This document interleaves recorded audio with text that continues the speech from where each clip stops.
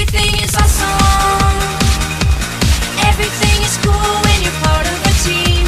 Everything is awesome when we're living our dream. Everything is better when we stick together. Side by side, you and I gonna win forever. Let's party forever. We're the same, I'm like you, you're like me. We're all working in harmony. Everything is awesome. Hey everyone, welcome to CineHell. We're out of jokes at this point, so there's no snappy greeting, but I'm Janice Rivera. And I'm Joey Har. And, Lego! Because everything is awesome. Everything is awesome. I'm not gonna play it again. It'll get stuck in your head over and over, and oh my god, you will not be able to get it out. Note to self, play the Lego theme song randomly throughout this episode. Because you know it's... For those listening, you've already heard that it was the opening. But Janice hasn't. But I'm going to do it again at some point.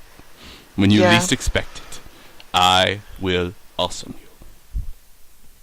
But yeah, if you don't know, Everything is Awesome is basically the... I don't want to say it's the main song of the Lego movie, but it's the main song of the Lego movie. I don't think there's any other songs in there. I can't remember another... There is, but it's not important. And it's a tiny bit of a spoiler. Yeah, yeah. Well, anyways, like I said, Everything is Awesome's our opener. So, obviously, we're talking Lego. So, and the fact that they made a movie. But more importantly, have you checked out the latest Lego set, Janice? It's awesome. They're using a new color of green Lego. Oh, really? Yeah, it's fascinating. We're going to be doing a 3-hour expose on the different shades of green used by... No, we're not. We're going to talk about the movie. I was about to say, you can have fun with that. I'm not going to be part of that at all. It would have been funny if I'd finished that and I said, so what do you think, Janice? Silence. Just gone. I don't know. Just walked off. Yeah, the Chartreuse and Emerald, and then there's, Kelly and Forrest, and yeah, let's just no. If you want to have a rousing discussion on the various shades of green, feel free to do so on your own time. Oh, so many shades of green. There are. I could make a joke about 50 Shades of Green, but, I think all of the jokes are used up on, the 50 Shades of... yes. Of, sharp F. But at the same time, green is kind of appropriate because, St. Patrick's Day is coming up, I think. Oh, God, don't remind me. It's a weird response, I know. But I've got shit to do. I know. It's my spring break, so... I'm like, yeah, I don't have to go to school, but I still have homework to do. Oh, that's right, spring break. Yeah, well, I've actually got economics homework and some studying there. I've got math homework. I have literature homework. I have to read Angels in America, the play, and I've got to find a novel to read to do a book report on. Brilliant. I know, it's such a... No, I mean, read Brilliant. It's not on the list. Oh. Yeah, she gave us a list, and she's like, if you've read any of them, you can't pick them. Star Wars Wraith Squadron. It's not on there. It should be. I'm thinking about reading... I think I'm going to read The Patron Saint of Liars by Anne Patchett. Only because I've read her work before. Our audience is loving this. Yes, we're talking about literature instead of movies. Literature discussion. Yeah, CineHell is now book hell. To some people, books are hell. I don't like that. Books are so wonderful. Books are a great thing. This is why I was saying before the podcast, we're going to do an episode about book movies, because... Adaptations. Books are a wonderful thing. Well, there's adaptations of other stuff, too. Oh, I know. Walking Dead is an adaptation of a comic. 300 is an adaptation of a graphic novel. Yes, it is. We're going to be talking about that one today. Oh, God. No. We'll go into that later. Correction. We're not. You are. I was smart enough not to go see that movie. And I just had nothing better to do with my time. But first, a little bit about the Lego movie, because we kind of debated how we were going to talk about this, because we don't want to spoil anything. Because it is genuinely worth seeing. It's got a lot for the kids, it's got stuff for the adults, And one of my favorite things is, it's actually a movie for the whole family. There is pretty much nothing that could offend anyone. There's no cursing. Well, Will Ferrell does act in it. Okay, except for that one part with Will Ferrell, but that's beside the point. He's the voice Lord of the Business. Yeah, Lord Business, and that there's some people who hate Will Ferrell, but I'm not a fan of his, but I liked him in this one. Yeah, that's the thing. I haven't liked Will Ferrell in a really long time, like Saturday Night Live long time. Yeah, a lot of his stuff is just bad. Even Saturday Night Live, I didn't care for most of his stuff. It's just not my style, but this is the best Will Ferrell role I have ever seen. The Lord Business part, not the other role that he plays near the end of the movie. Oh yeah, I didn't like that scene. It felt extremely out of place. It kind of did, but I kind of liked the tie-in, and it explained some things about the animation. Yeah. I don't want to go into spoilers, so let me just say, though, the animation, and this is not a spoiler, this is just mind-boggling. The animation is so damn good.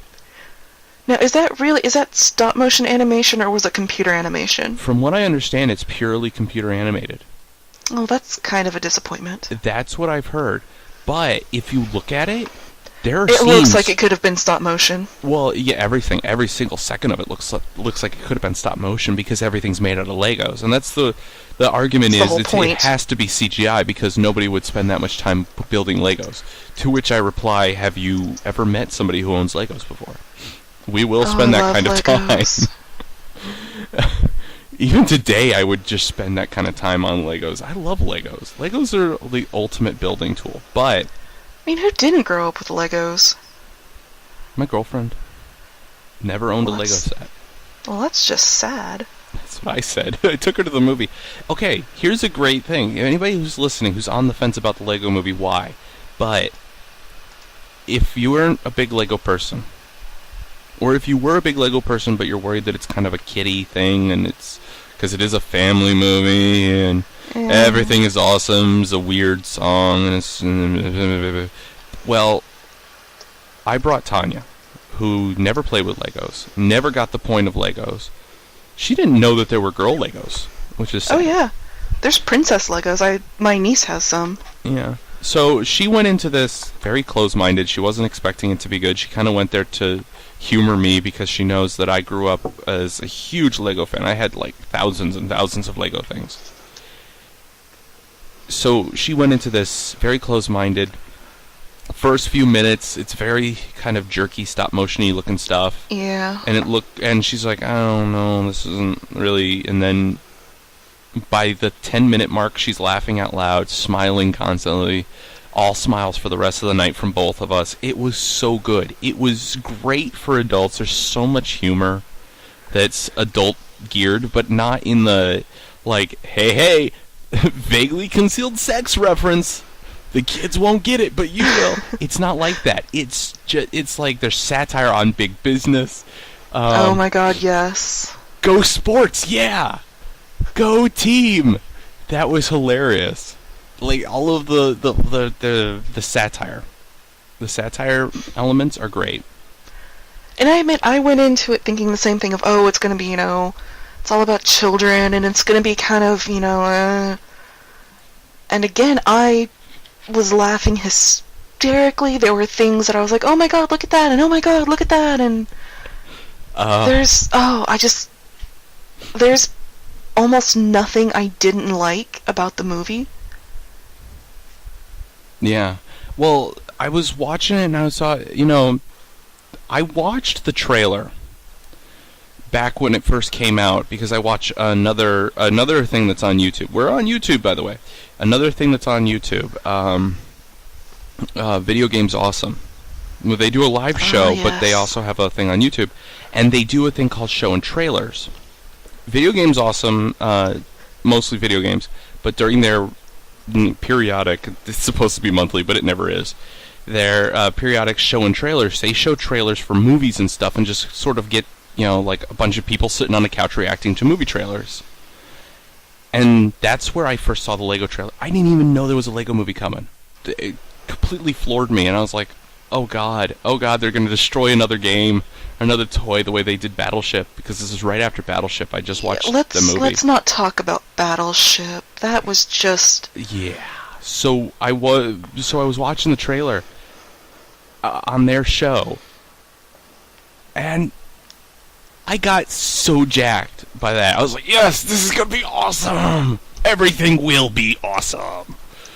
The trailer should sell anybody. I can't imagine it. It's so good. It actually did not sell me. I was like, okay, it's a Lego movie. It's it's for children. Blah blah blah blah blah. But it was one of those weeks of nothing had come out. There was no other movie to see, so I was like, oh well, I guess I'll go see the Lego movie. But the voice of God is a wizard. Voice of God. Who was God? The wizard. God damn it. Oh, the. I forget what they call him in the movie. Yeah. He becomes a ghost. Him. Yeah. Oh, that's just hilarious. But what's the actor's name? I forget his name. Morgan Freeman. Morgan Freeman. Thank you. Yeah, the voice of God, Morgan Freeman. Yes. When you go to heaven, Morgan Freeman will narrate. Which will make your life all the more awesome. Everything is awesome by Morgan Freeman. Which, speaking of, voices, this movie is packed with voices you should recognize. It really is. I believe Superman and the Green Lantern, it's Seth Rogen and Jonah Hill. Yep. If I remember correctly. I can't remember if it was Jonah Hill, but I do remember Seth Rogen. I think Jonah Hill was... I don't remember. I'd have to look it up. I'm the one typing that cannot be cut out of the audio from our podcast as I look it up. But yeah, it's pretty funny because you don't expect all these things to be there. You don't expect all these little... But there's just things you notice throughout that it's like, oh, hey, look at that, or oh, hey, look at that. Oh! Duh, I'm an idiot. Anthony Daniels does a cameo as C-3PO. That's right! He's the guy who actually played C-3PO. Yeah, that's right. I forgot about that. And that was pretty funny. And it's Jonah Hill as Green Lantern. My brain is slipping me. I have to look it up, but I know who I'm thinking of. Which character? Billy D. Williams. Lando. Yeah, what He's about him? there. Is he? Did I miss that? Yes, Lando was there. See, this is the downside of, oh my god, yes! His IMDb picture is Lando. That's awesome. Yeah, I had to... But there's... Oh my god, can we talk about Liam Neeson? Can we not talk about Liam Neeson? I mean, is it possible? I freaking love Liam Neeson in this movie. Like, I knew... And that's not really spoiling anything, because as soon as you hear it, you're going to be like, oh, well, it's obviously Liam Neeson. There's no... Wait, he played Good Cop? Yes, that's a different voice actor for Good Cop. That's what I said when I read it. Oh. Which, if you don't know... No, well, you know what? He plays... Let's not spoil. Let's... But he's your basic, like, badass cop character. But let's not spoil what the... It's basically Liam Neeson playing Liam Neeson in an animated form. Yes, but if you watch it, or if you read IMDb, before you watch it, you'll notice that he plays a few different characters. Yes. Bad Cop, Good Cop, and Pa Cop. Pa Cop is a father figure character, and Bad Cop is Liam Neeson's main character in the movie. But Good Cop, I just felt sorry for Good Cop. Yeah, Good Cop is a wonderful, wonderful discovery that I feel we need to leave for people who haven't seen the movie yet, because it's so good. Yeah, and one of my favorite things is it is kind of a spoof on big business and, like, corporations, I want to say. Because as we've mentioned before, the villain is called Lord Business. Lord Business. Because Lord that's Business not a dead tells giveaway. us we love it. There was some really heavy-handed satire going on of the big business culture, of the United States big business culture, but it's done in a fun way that you don't really care. You're enjoying it too much. Oh my god! Do you know who else does a cameo as themselves? Shaquille O'Neal. Yes. Yes. I didn't realize that was him. It really was. That's so good. My favorite character, and I'm not going to explain anything about it or what it does, was Unikitty. Oh, Unikitty. Unikitty is all of the good things. I loved Unikitty because, and it was especially towards the end where it took a huge 180 and it's all of a sudden that's a completely different Unikitty. I love the new Unikitty. It was just, if you've seen it, you know Unikitty and you know what I'm talking about. If you don't know who it is, go out and see the Lego Movie tomorrow. You will not regret it. Yeah. No, go out and see it today. Don't wait. Stop waiting. It's kind of late. Like, most theaters stop showing around this time. I'm not posting this tonight. I know. Well, never mind, because obviously I don't know what I'm talking about, of course. You're going to be listening to this before the movie. Who plays the space guy? What space guy? The spaceship guy? Yeah. He's probably under additional voices or something. Oh, that's not fair. He was the main character. Yeah, I know. Oh, wait, was he Barry? Was he? I don't know. I'd have to watch it again, honestly. Might have been. Barry or Benny or something. What I loved about Morgan Freeman is it's just him. Again, it's him being Morgan Freeman as Morgan Freeman in an animated movie. Benny, the astronaut named Benny. Benny, okay. But he delivers his lines in this deadpan way, but they're humorous lines, which just makes it even funnier. Like, one line I'll spoil. It's just one line. Mm-hmm. I won't tell you the circumstances around it.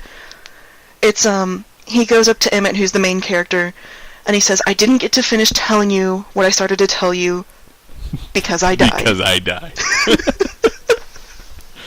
And it's just like, he says it in such a serious tone that you can't help but laugh. Oh, God. Yep, Benny. Benny the spaceman. Spaceship! Again, it's one of those things you need to see why the word spaceship is so funny. Mid-80s technology? Now Yes. I'm in my element. No, yeah, I love this. Go see it. Stop listening to this podcast. Go. You can play the rest later. Yes. Pause us. We will be here when you get back. As far as you know. We always are here, watching you.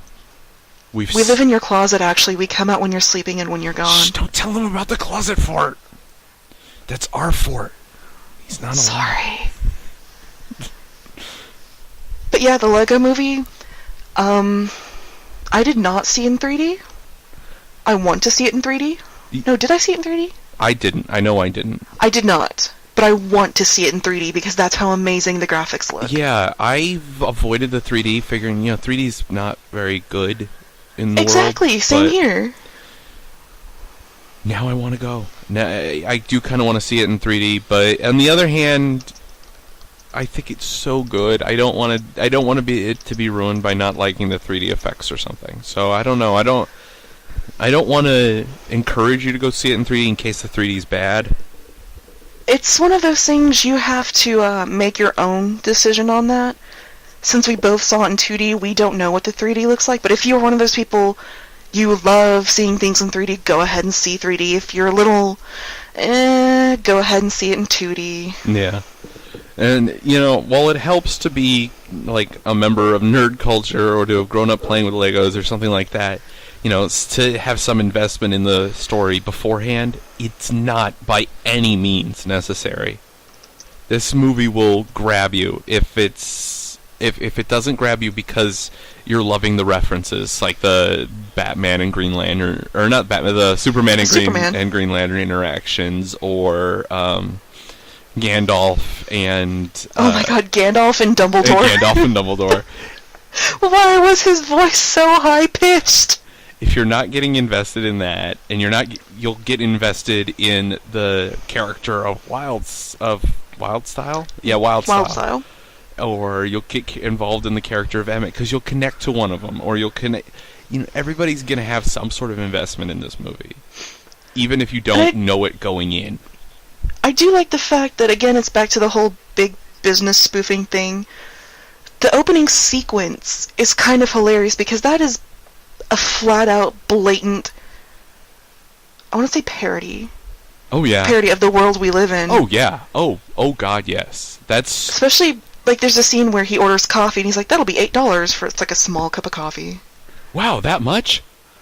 Awesome! That's awesome! Everything is awesome. And the song may annoy you at first, but trust me, the more you hear it, the more it gets stuck in your head, and the more you love it. Just so you know, I cut in Everything is Awesome right there. Good for you. I warned them. Anyways. Yes, he's gonna start this episode by playing Everything is Awesome. He will have it, like, interspersed throughout the episode. For all I know, he's gonna put it again at the end.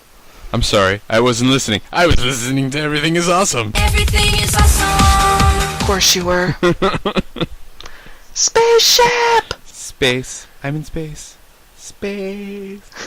We were watching a lot of entertaining YouTube clips before the show, guys. I'm sorry. Yes. We're referencing so much crap you probably haven't seen. Or you have seen and you're like, oh, ha, ha, I know why that's funny, which you get a cookie, which you have to go get yourself, but... It's next to the cake. Yes. If you don't understand that, I'm so sorry. Do you understand that? Yes. Really?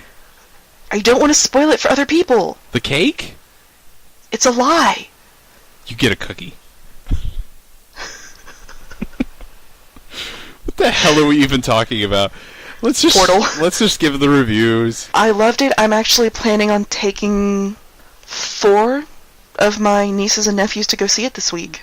Only because the 5th one is like 1.5. Yeah, probably won't engage that age, but... No. Then again, there are the Duplos. Oh god, the Duplos. We are the Duplos. But, like I said, my stepfamily, they're very... With their children, they don't want them seeing, questionable or offensive material, which I understand, I'm... Oh, there's So when there's no way this could be offensive.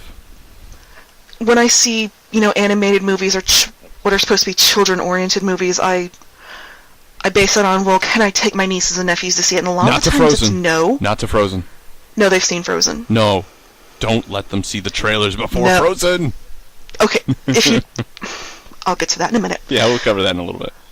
But I was telling her about it, and I was like, the worst thing they say is gosh and heck. That's it. That is seriously the worst things they say. Oh, poor little thing. She got so mad she said heck.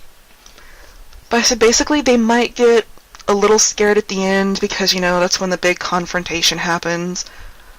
But other than that... But the thing about it all taking place in Legos, it all looks like toys are fighting toys. I know. So it's not that scary. But basically I said, yeah, I think it's completely safe for children. I would take my if I had a child. But if I had a child, I'll take it to see the Lego movie. I'm going to pop out a kid and take it to the Lego movie. Here you go. No, I think if I had a cat, I would take my cat. Oh, my cat wouldn't like it. No, She my hates cat would be fun. bored.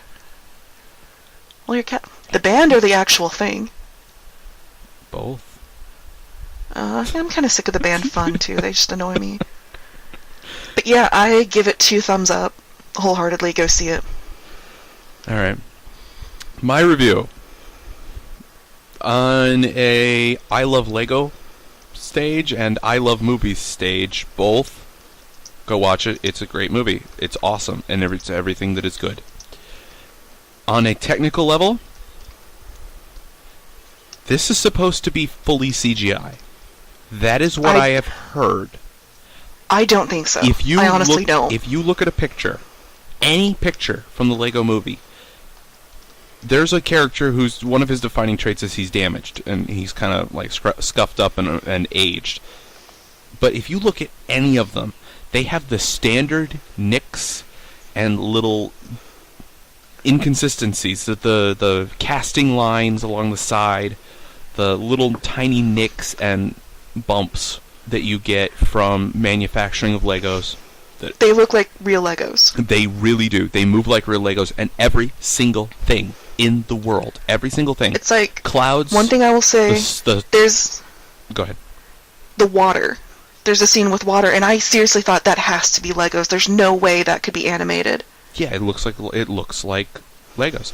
Because it's made of Legos. Every single surface, every single thing in this world, from fire to clouds to dust. The fire cracks me up. Everything is Legos. So much so that when they get to... There's a certain point where they get to something they did not render using Legos.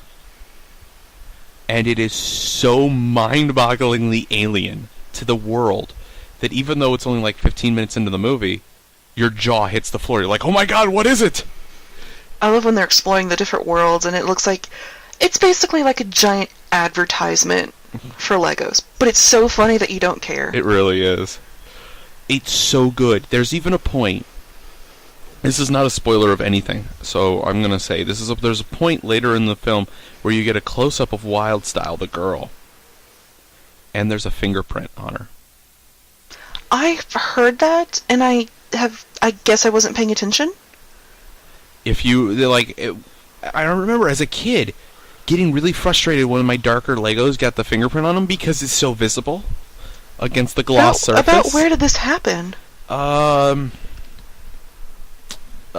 It's after they went into the other, after they kind of started exploring the world a little bit.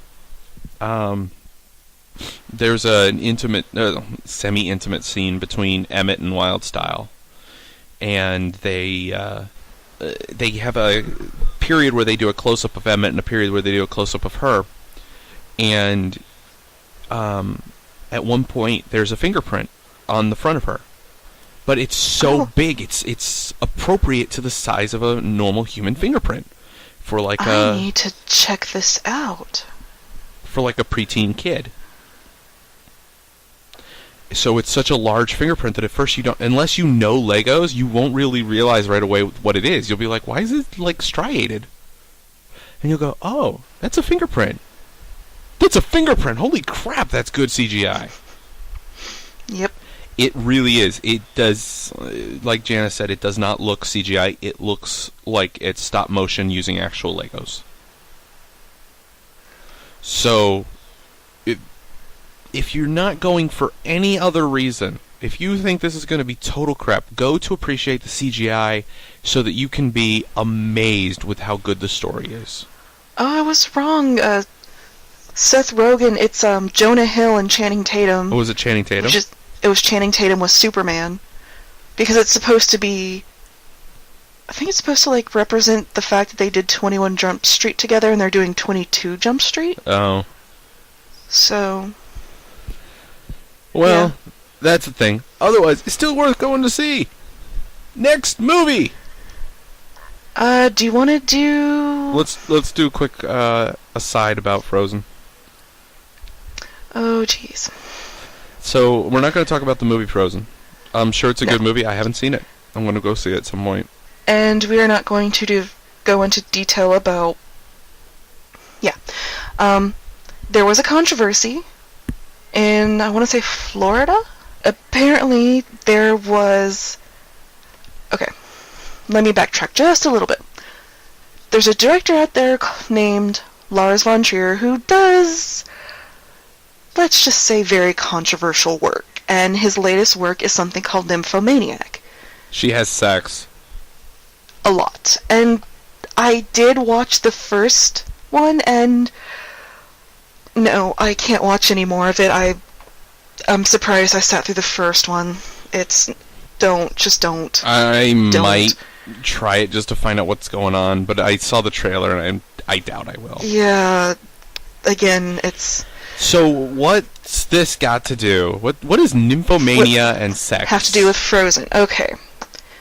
The trailer is very explicit. There's genitalia, there's bodily fluids, there's sexual acts going on in the trailer. Yeah. Oh, there's some bouncing. There's bouncing, and we're not talking about we're not talking just the chest either. Yeah. You see the whole bounce. Apparently, the trailer, which is about 2 minutes long, somehow was put in before Frozen. So a lot of children saw the trailer for Nymphomaniac before they saw Frozen. If you decide to look up this trailer... Proceed with caution. Not. I'm not recommending it. I'm saying out of morbid curiosity, you have been warned. It is disturbing. Not safe for work. Extremely. Even if you work from home, this is not safe for work. This is one of those things you might want to, clear your browser history after. Yeah, people are going to look at you funny for having watched this trailer. It's extremely graphic. I'm amazed that they even played it in a cinema. I'm amazed that the cinema even had it. Not that they played it before Frozen, but what the hell did you even have it for? This is not the kind of thing that you would play at an AMC. Especially not at Frozen. And, okay, the big problem, other than the full frontal naked woman in a few scenes, and the sex, like on-screen sex, necrophilia, things like that are on display. Oh god, okay, that goes along with 300, sorry. We'll get there. There's also a scene where a woman is dribbling out of her bodily fluid out of her mouth. It's obvious what she's done. Yeah. Well, hopefully for the kids, they're like, oh, that milk must have been bad. But yeah, I want to ask this: what person running the projector let that shit go for the full 2.5 minutes that trailer is? Because it's a long ass trailer. Hang on. They might have said something in the article, or an article. And I think there was nobody actually standing by that particular projector, but when you hear certain sounds coming from the projector for a Disney movie, you should go, that sounds like a lot of humping for a Disney film, and go on to investigate.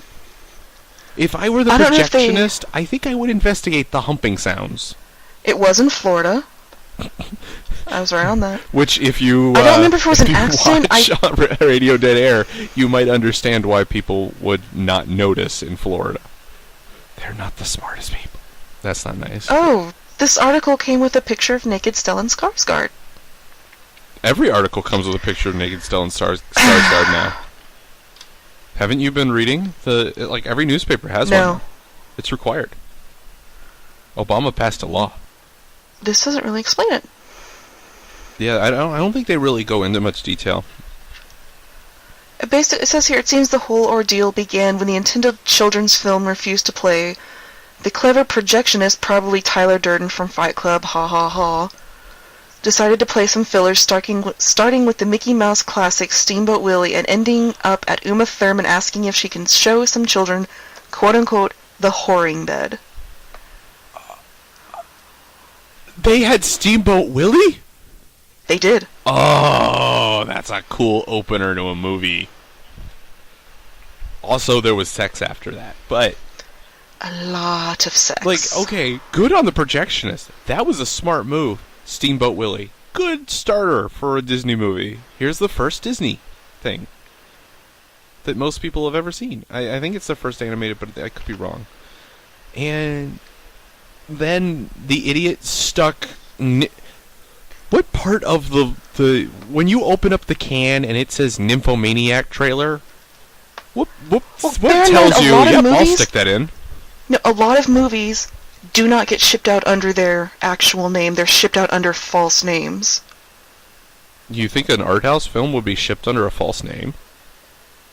Do you think if you had a movie called Nymphomaniac, you would send it out under that name? Yes. I would not. I want people to know, if I'm not sending it out under Nymphomaniacs, I'm going to send it out with the title, "This is a sex film, don't play it for children." I would not risk a kid seeing that crap. That's scarring stuff. Some of that was... Yes. The trailer alone will leave you mentally scarred much, and trust me, the movie has left me mentally scarred. Although I bet there's a few little boys who were in that audience who suddenly discovered how much they love live-action film. Or, Mommy, what is he doing to the princess? I want to have a clever thing, but I can't imagine why a princess would need to bounce on her prince. Well, I can, but the little kids shouldn't. Yeah, the little kids should not know. And then they went to the internet. And the internet God, the was internet. happy to fill them in on the mysteries of life. But yeah, it's pretty hardcore. I'll just leave it at that. But enough about creepy, disturbing sex at a children's film, which that sounds really weird to say out loud. Say that again? Enough about sex at a creepy sex during a children's movie. So, the 300. 300 Rise of an Empire came out on Friday, and it's surprisingly the #1 movie, making $45 million. What do you people see in it? Honestly, I don't know. Oh, those writhing, naked, poorly filmed men. Yeah. Actually, you see more naked women than you do naked men. Wait, hang on while I go watch this movie. I mean, she's naked for like a good minute and a half. Or not naked, she's topless for like a minute and a half. She's not even that pretty. She's very ugly. I think it's the way they did her character. Anyways, her name was Will Ferrell. Artemisia. My main problem is it's supposed to be the sequel, but it's actually it's a prequel, it's a tie-in, and it's a sequel. It's a bait. It's a bait. I talk so goodly. It's about that the naval battle and stuff, right? Yes. But it starts. Was that the naval battle led by a queen? Yes, Artemisia. Okay, so she's the. She's the chick. I'm going entirely by the history that I remember. Yeah, I've never read the comic. Don't bring history into this. Well, in the history's friggin' awesome. Yes, but again, histories in Hollywood don't seem to get along. I know. Here's my problem with this. Just a little aside before you go on to the movie, because I haven't seen the movie, so it's going to be all you. But this is my little aside. If you are doing a movie about something from history, which is one of the most awesome things ever done by an upright talking ape, why would you not do the awesome thing that the upright talking ape did? This is an actual thing that a real human did, and it's so badass. And then you go and be like, well, there was this battle happening, but let's focus on the romance that happened between these made-up characters. Like Pearl Harbor. What the hell? That movie... I did not see Pearl Harbor. Blew. It was not a good movie. Isn't it like 3.5 hours long, too? Yeah, it's long and not very good. It's like, there's some really awesome scenes, and I remember going into that movie. I remember seeing that there was going to be, was it Cuba Gooding Jr.? I can't remember. There was a guy who's playing, they focused a lot in the trailers and stuff on the Black Sailor, and I was like, oh, is that going to be the guy? I think it was Cuba Gooding Jr. I think it was. And it's like, oh, is that going to be the guy who, I can't remember his name, but there's a really cool guy in history who was the first man at Pearl Harbor, the first American to man a gun, was an African-American soldier. And at that time, the U.S. military and the Navy were kind of down that black soldiers might not be capable of fighting. And like, it was real bad racist stuff going on. And yet, he was the first one to the gun, and he got the most kills, and he was just an utter badass in real history. And so it was like, oh, they're going to focus on... No. Nope, we're going to watch two crappy romantic comedy actors hit on a crappy romantic comedy actress for 3 hours. Also, there'll be some planes. It's stupid. Was it HBO or History Channel? I can't remember who did Band of Brothers.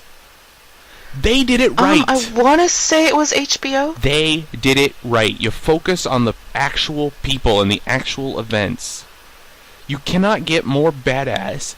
In World War II, you cannot go more badass or more awesome or more exciting than what actually happened. You can bring aliens into World War II, and it will not be as awesome as some of the real stuff and some of the real people. Just show us the real stuff. Stop making things up.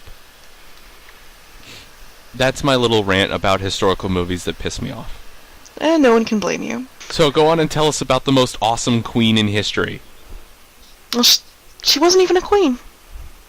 In history, I thought she really was. According to the movie, she's not. Well, in real life, she was. According to the movie, she's like Xerxes' best friend? I think I need to re-open my history book, but I don't think that's how that went. And here, okay, one, you get to see Xerxes' pre-creepy golden god thing. Not bad looking. And then he goes into the pool of the hermits and he comes out as the creepy gold guy, and yeah. But like I said, one thing a pool full I hate, of bronzer. I really hate movies that do not follow chronological order unless... Okay, there's some movies where I get it, I understand it, but this one, it started off at the end, went back to the beginning, went like back to present time, back to the end, back to the beginning. It skipped around time all the time. The continuity got to me. Mm-hmm. And of course, it's narrated the entire time, as 300 was, which again got to me. I hate voiceovers. And most of the time there wasn't even fighting, it was people talking about fighting. Or people planning how they're going to fight. Or people going to other people and asking them to help them fight. Yes. So this is your they action did movie. use the actual history, but they used the boring part of it. Well, there was battles, and the battles were pretty cool looking. Yeah, well, the thing is, if you're going to focus on that, kind of, like, well, I've got to go to the court of this king. There was a lot of politics in it. If they're going to do that, you got to do it, like, you got to make it interesting, especially in the modern day of like, the, not the Tudor. Is it the Tudors? Is that the name of that movie? Or that TV show? Well, The Tudors is a TV show. Yeah, then that's... For some reason I was thinking it was a different lineage. But you got the Tudors and you got Game of Thrones. You cannot show court drama and not make it really good. You can't pull that in a movie right now. Nope. The chronology was one of my chief complaints. The second one is 300, yes, is a violent, bloody movie. Compared to Rise of an Empire, 300 is nothing. Didn't 300 have the giant wall of bodies? That is still nothing. Rise of an Empire, there's beheadings, there's limbs chopped off, there's blood spurting, I swear to you, about every 2 minutes. And it's a lot gorier and far darker and more violent than the first one. And it's so violent and bloody to the point where it just gets overkill, like, after the second time you see it. And then again, it's the slow motion violence with the slow motion blood, with the slow motion death, so they overdo the slow motion as well. That's my third complaint.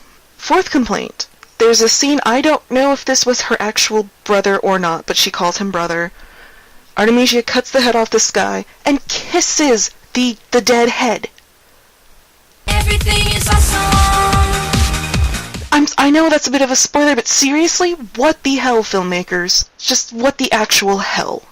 Do you really care if you spoiled this? I mean, I know some people really want to see it, and they're really excited to see it, and they think it's going to be wonderful. I mean, don't get me wrong, there are moments where it is pretty cool, there's actually interesting stuff going on. But then there's just stuff where I just sit back and go, one, this is completely boring because it's people talking. Or it's just like, this is so overdone to the point where I cannot enjoy it. And in the first one, at least they kept their language clean. I will give them that. There are jokes about homoerotic behavior. Jokes. We discussed before the show my opinion of most jokes against gay people. Also, George Takei's response. Well, George Takei was not in ancient Greece. And their language, all of a sudden, the F word I'm sorry, is but thrown I just had around. awesome images of George Takei in ancient Greece. So did I. But I don't think the F-bomb was used in ancient Greece. G-O-D. And all of a sudden, the F-bomb is everywhere. And I don't understand why they had to use that word. But again, it just got... It's so overblown and so overdone to the point where... Et tu, Brute? Well, you. Kind of like that. But yeah, I stopped caring because there was too much CGI blood, too much quote-unquote murder. They tried way too hard to outdo 300 when really, if they had scaled it back a bit, I think it would have been better. I haven't seen it. I don't intend to see it from the sounds of it, honestly. I wasn't a big fan of the original 300. I watched it and I went, well, that was a movie. I wonder what else is on. You know, it was one of those movies where I couldn't really engage. I know the history and I know the actual story. And I even read quite a bit of the graphic novel. But you know me, it's not really my medium. I just couldn't engage with the movie. I saw the trailer for the next one. I just couldn't engage with that either. 300, I don't like Zack Snyder's my main thing. I don't like his purposeful use of the matte backgrounds. I don't like his use of slow motion. Oh, there is one time when I did love it. When South Park did it. Okay, the South Park parody is a lot better. I love the South Park parody of that movie. That is the best part of that movie. This is Lesbos! That was such a good episode. Rise of an Empire is basically a regurgitation of 300, only with more women. Which, okay, there were a couple of highlights. I'll give it that. Some of the animation was pretty good. The fight scenes I really enjoyed because they were creative. They were different. The ending was quite possibly my favorite part, not just because it was the fact that it was over. But, the queen from the first movie returns for this movie. Her actions, I don't want to spoil this, her actions are what saved the movie. Because of what she does at the end. You mean in plot, or you mean like she In plot. Okay. Like, she's the beginning of the movie, and she's the end of the movie. But it's what she does at the end that I just gained a huge respect for her, and it was just awesome. Everything is awesome. But yeah, I mean, David Wenham, who was the one-eyed warrior who got sent home, I don't remember anybody's names. One-eyed But warrior he's who in got it. sent home is my name. Respect my culture. I think his name is like Stelios or something. The queen is played by Lena Headey once again. The creepy hunchback dude who betrayed Leonidas is back. That's about it from the original. There's stock footage What about Boomer? Nope, sorry. Boomer will... Oh, we're gonna need another Boomer. But it's basically, yeah, those are the only three characters. There's flashbacks, which is stock footage from the first one, where it's like, oh, well, here's a dead Leonidas, here's a dead whoever other these people are. I don't know who anyone else is. There was Leonidas, and then there was the other 299 of them. Basically, the main focus was Leonidas is dead. Yeah. But I saw it in 3D. Not worth the 3D. Unless you like fake CGI blood. It got to a point where I couldn't take it anymore. I can handle blood, but that much blood, I can't. You know what? I'm a video gamer. CGI blood, I live in it. It's amazing. Earlier on, while you were talking, I cut in pictures for our YouTube video. We generally just do like flashing pictures. Yeah, I cut in several pictures from the video game Diablo, the original one, which is just like horrible, horrible graphic gore and violence. Oh, Lord. Yeah, I live in CGI blood. It doesn't bother me, but I've seen the 300 style of CGI blood, and it's gratuitous. Rise of an Empire is much worse. Goody. What you saw in 300 is tame compared to what they do in Rise of an Empire. Goody. So, Yeah. what's your review of the film? Me, personally, I think it's one of the worst movies I've seen so far this year. I could not get invested in any character. I was not emotionally involved at all. And even though it only ran about 2 hours, it felt like 3. So a glowing But for some endorsement, then, I see.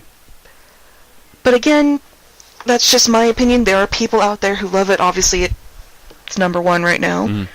I don't expect it to stay at number 1, honestly. It's... Well, what's coming out? I don't even know what's coming out next. To IMDb. They tell me everything. There's really not anything coming out in March.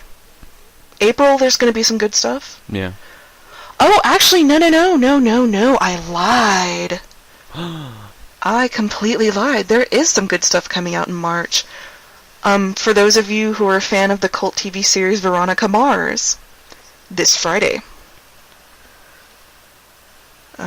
I'm not a fan of Veronica Mars. I never watched it. Never seen it. Never seen an episode. Oh my gosh. Oh, Your jeez. Gish? Yeah, I know. I was trying to stop myself from saying God, and it came out Gish. March 21st is going to be a good day. Divergent's getting a lot of advertisement. Tickets are already on sale. That's coming out. I'm probably going to see it. I'm reading the book, and my problem with the book, again, if you're a fan of Divergent, please don't hate me. It's going way too fast. Like, I've read 8 chapters, and so much has happened in 8 chapters that I feel rushed. Like, it's almost breathlessly fast. Some people like books like that, but... I don't. I don't know anything about where they live, what's going on, the history of this place. All I know is there's these factions, and when you're 16, you get sorted into this faction, and you join this faction for the rest of your life. Well, it's like, okay, the factions were for peace. Well, what happened to cause this need for the factions? Why this? And Well, we talked about this on our last podcast when we were talking about upcoming movies. yeah, I know. I don't want to see this movie. It's just... My friend has read the books and she wants to see it, and I'm curious, but I'm not getting my hopes up. I think it's more eye candy for the teeny bopper generation. It's all eye candy for teen... Everything's eye candy for teeny boppers. Sure. Also coming out March 21st, The Muppets Most Wanted. I've seen some of the posters are looking really cool for that. I am way too excited about this. Yeah. Well, when that comes out, 300 will be or the 300 sequel will be long forgotten. It's going to be a huge battle between Muppets and Divergent, honestly. I think the Muppets will win because they have a bigger audience. I hope the Muppets win by a massive margin from the very beginning. Well, Divergent is aimed mostly at, I'm going to say, like 12 through 21. I don't want that movie to succeed. I really don't. Muppets, like Hunger Games they've was had okay. fans. Hunger Games is okay. Not my style of movie, but I can see why it would be good or why it would be engaging. I don't want Divergent to. It doesn't. This is not a story that needs to be seen on the silver screen. Well, again, like I said, it's young adult, mostly female. Muppets have been is around Twilight. since the... Are you going to support? Are you going to argue in support of Twilight? No, it's what I thought. Winner. But I was going to say, the Muppets have had fans since the 70s. It's not towards any specific gender. That is for everyone of all ages. I love the Muppets. Plus, Tom Hiddleston is one of the stars, so that's really going to boost its sales. Oh, yeah. Not gonna lie, part of me wants to see it because Tom Hiddleston's in there. Not gonna lie, part of me wants to see it because Kermit's in there. But it's mostly... He's it's the Muppets so and dreamy. It's kind of like... I want to say in the 70s they did the Muppets Great Caper. Can't remember when they... So I don't remember exactly when, 70s or 80s. So I'm seeing that as the modern Muppets Great Caper, and I really want to see... Plus, I loved the first one so much because it had the pop culture puns, and it had the little visual puns, and... I need to rewatch all of the Muppet movies, honestly, because the only one I can really, really strongly remember is Muppet Treasure Island, because... I'm sorry. You're sorry? I love that movie. I don't remember why I loved it as a child. I have the soundtrack. That's why I loved it. Because it's the songs. The songs are so damn good. They're catchy. Some of the best pirate songs ever made are on the Muppet soundtrack. Professional Pirate. Oh, so good. There's another one that they did. There's 2 pirate songs, basically, that are just about how cool it is to be a pirate. And they're so damn good. They're like up there with Santiano for being really good songs about pirating. And that should not be right when half the people singing are made of felt. And guess what else comes out March 21st? I don't know. Nymphomaniac, Volume 1. Yeah! And shockingly, it has gotten good reviews. Of course it has. It's an art house film. I remember somebody's comment on art house is, you have to give it, if you're a film reviewer, if you're a serious film critic, you have to give any art house film that reaches big cinemas a glowing review, because otherwise people will say you don't get it. It's disgusting. Like you will lose. Well, the argument is that you have to give any art house film glowing, loving reviews, because anything negative, no matter how bizarre or non sequitur or unlikable the film is, if you give it a negative review, everybody will come out and say that you don't understand art. I will give Lars von Trier his props. That is a very ballsy movie to make. Yes, it is. But I don't think In it more ways deserves any than place. Everything is awesome. But I don't think it deserves any. Well, actually, no. I take that back. There are 2 versions of the movie. There's the NC-17 version, and there's the R-rated version. There is a tamer cut of whatever the hell I watched. You know what? There's a porno that made headlines back in like 07, 08, somewhere. We were in college. That made headlines, like national news headlines, because it was the first porno, or they touted it as the first porno that was made as a big budget film. I don't remember this. They're wrong, by the way. There's been others, but